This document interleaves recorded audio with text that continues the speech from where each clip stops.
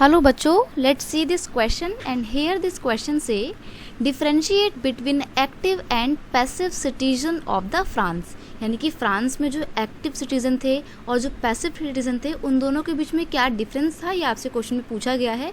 Important question है ये, ठीक है, और सिंपल क्वेश्चन है, कोई बहुत ज़्यादा टफ नहीं है। देखते हैं आंसर क्या रहेगा इसका।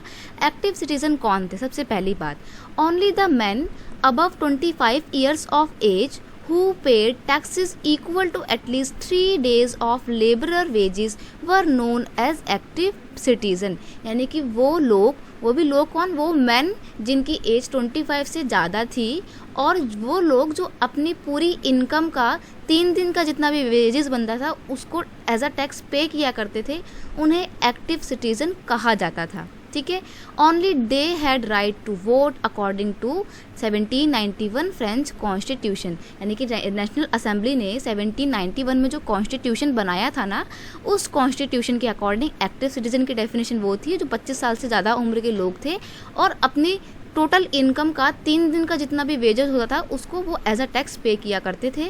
वो एक्टिव सिटीजन थे और सिर्फ इन्हीं को वोट देने का राइट था। ठीक है, ये गवर्नमेंट के बारे में अवेयर थे, पढ़े लिखे थे, ये एक्टिव सिटीजन में काउंट होते थे। अब अगर बात करें पैसिव सिटीजन की, पैसिव मतलब होता है निष्क्रिय, यानी कि जो किसी काम के नहीं है। पैसिव सिटीजन वो होते थे the women man below 25 years of age, यानी कि जिनकी एज सबसे पहली बात तो 25 साल से कम है, और या फिर बच्चे जो 25 साल से कम उम्र के हैं, या फिर वो लोग जो 25 ईयर से अबव तो है लेकिन फिर भी वो टैक्स नहीं पे कर पाते हैं, इनफ टैक्स पे नहीं कर पाता, जितना 3 दिन का वेजेस होता है उतना टैक्स पे नहीं कर पाते हैं, उन्हें पैसिव सिटीजन का नाम दिया गया था। And they were deprive from the right to vote, यानी कि उनके पास वोट देने का राइट नहीं था। ये कम पढ़े लिखे थे और इनको पॉलिटिकली इतनी इन्फॉर्मेशन नहीं थी, इसलिए इनको असेंबली में बैठने की भी आज़ादी नहीं थी, इनको राइट नहीं था कि असेंबली में जाके पार्टिसिपेट कर सके। तो ये थे एक्टिव सिटीज़न और पैसिव सिटीज़न। सिंपल डिफरेंस ये है कि जो 3 दिन का वेज दे दें, 3 दिन का वेजेस जो है एज अ टैक्स पे करें, और 25 ईयर से अबव हों मैन, वो तो एक्टिव सिटीजन होंगे।